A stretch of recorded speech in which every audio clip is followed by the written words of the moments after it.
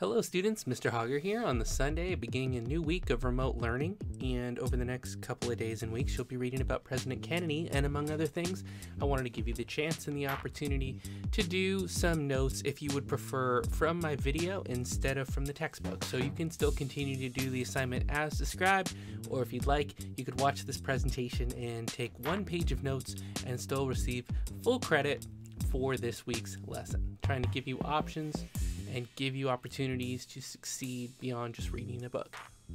So President Kennedy, from January of 1961 to November 22nd of 1963, was the youngest president of his time, and of course his was ended, and he did not get to serve a full term because he was assassinated. During the Vietnam War, he obviously had a good part to do with escalating the Cold War in different areas, and when the South Korean leader was assassinated, Kennedy took the time to talk about what that was like, and knowing that he was going to be taken out and likely could have stopped it, and he later regretted not doing enough to end it and to keep that from happening. He actually dictated in his office that he knew the overthrow was going to happen.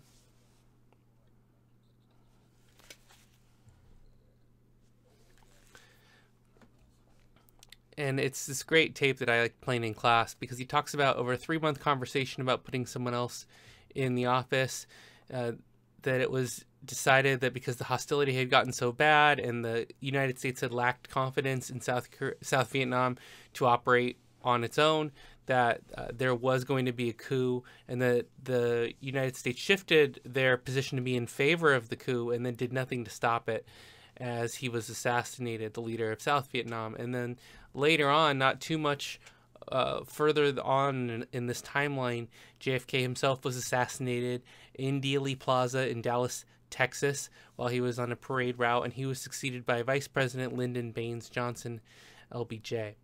The motorcade route was traveling through Dallas Love Field Airport, proceeding southeast through thoroughfares, passing through downtown Dallas, and the motorcade turned left on Elm and headed toward the Triple Underpass. Shots were fired on Elm Street beginning as the president's limousine neared a live oak tree, and just before the limousine reached the steps leading up to the hill. It was near the end of the parade route. Most witnesses thought there were 3 shots fired, but some reported 2 or 4 or more. So you had different people giving different accounts on the day of. It was a Carcano rifle that was used. The photograph here shows the rifle that was used. The grassy knoll, many eyewitnesses to the assassination thought at least one of the shots came from the right front of President Kennedy in an area known as the grassy knoll.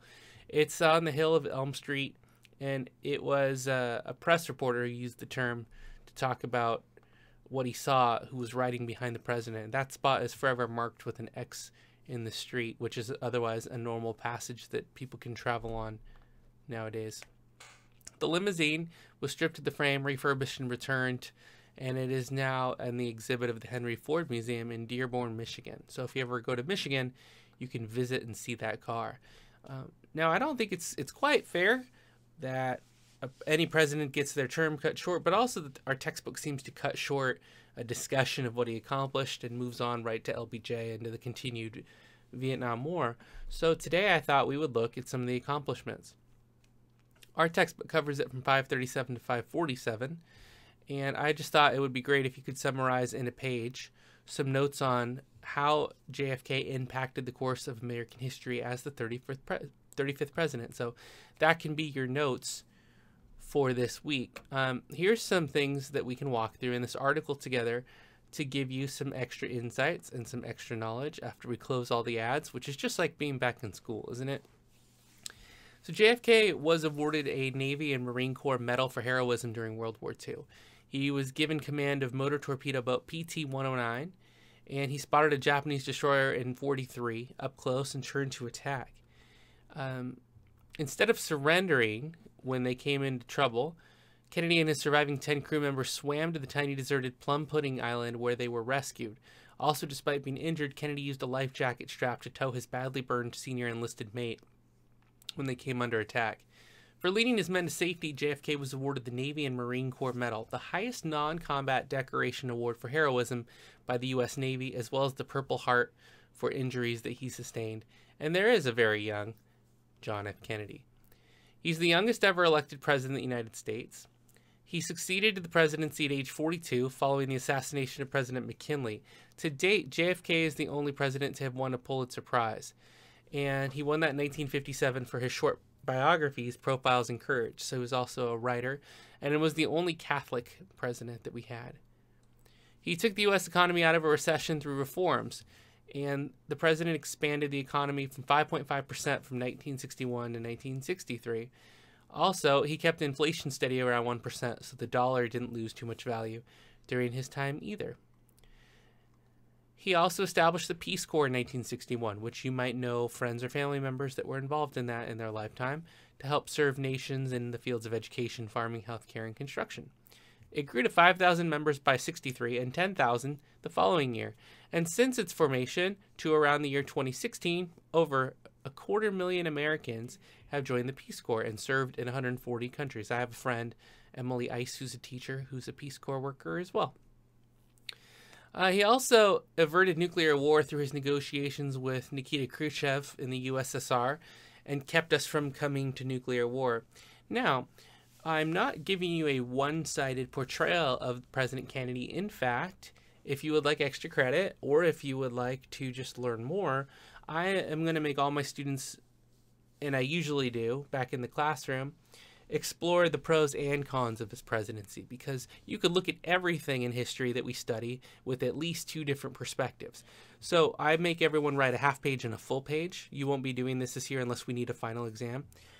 You could write the half page on that he was a great president and then give me a full page on how he had shortcomings, or do the reverse.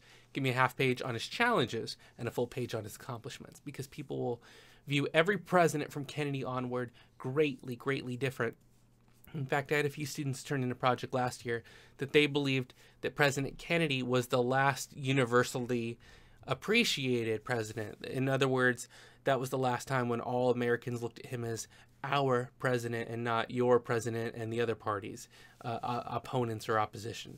So you could certainly say that his role in the Cuban Missile Crisis put everybody in a great deal of harm or jeopardy or fear, since that's the time where our parents or grandparents had to hide under desks or go through nuclear drills, and it was very scary and anxiety-riddled time.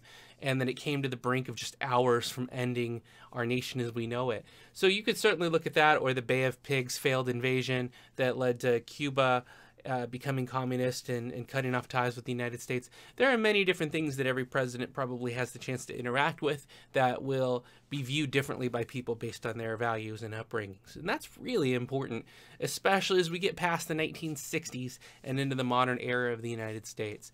So that's another way that you could earn your credit for this week. If you prefer to bypass the notes altogether, you could complete this assignment, and if you would like a copy of it, you can email me and I will send it to you as well. Some other accomplishments of President Kennedy's legacy is that he led to the formation of a partial nuclear test ban treaty with Moscow in 1963, and that started to scale back the amount of fear over radioactive contamination and the fear of nuclear mutually assured destruction by forming a treaty to reduce the amounts of tests. And that made everybody feel more at ease when those documents were signed. And there's a picture of it right there on your screen to take a look at. He also initiated the Alliance for Progress for the Development of Latin America to help give money and supplies in the form of $1.4 billion a year to Latin America to develop the region. And certainly now in 2020, we're having conversations about whether or not money spent and invested in developing nations is helpful. Does it result in more stable nations that become better allies?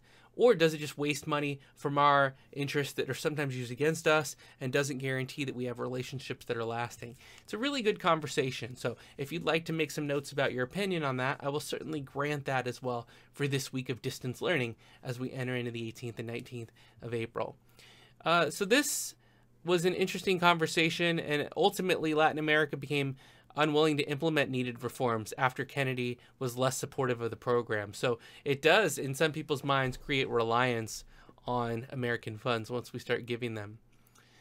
He also carried out a lot of different reforms, like aid provided to cities to include housing and transportation, water pollution control, minimum wage and security benefits went up. And again, that'll have two sides, because you could talk about whether or not it's good to be giving out government aid and assistance. Does it help boost cities and improve people's lives, or does it create a unwillingness to work independently and a reliance on government funds and assistance? He worked towards civil rights for African Americans. That's something that a lot of the country will remember with positive regard. His Executive Order 11063 of November 62 banned segregation of federal funded housing. And on June 11th of 1963, Kennedy gave his famous civil rights address, calling Americans to recognize civil rights as a moral cause. His proposal to provide equal access to public schools and greater protection of voting rights became landmark for the Civil Rights Act of 1964 that would be passed by Lyndon Johnson. And lastly, he was responsible for the Equal Pay Act of 1963 that abolished the quota system and tried to close the gap of disparity of pay based on sex. So those are 10 things that you probably didn't know about the presidency of John F. Kennedy, and it's more than his role in Vietnam, and it's more than him making statements that we are going to get to space, and then years later we did land on the moon. But it is all of those things, and it's a really cool discussion. So I hope that you appreciated the chance to review a video instead of doing the notes. I'd encourage you to certainly read those lessons still and gain that knowledge, but don't stop there. If you've got time at home in between the things that you're doing and keeping up with your family and your friends on social media, I'd really encourage you to use this time as a self-guided study of history, especially if you've ever been bored in class. Take whatever was interesting about this lesson, go and find out more, and if you ever shoot me a half page or a page on other things you learned, I'll certainly reward you with extra credit. This is a great time to take and invest in yourself and your knowledge, and until the next time I have a chance to record with you and talk, I hope you're doing very well. This is Mr. Hauger saying class dismissed, and I hope you've learned something about the legacy of President Kennedy. I'll see you next time. Bye, everybody.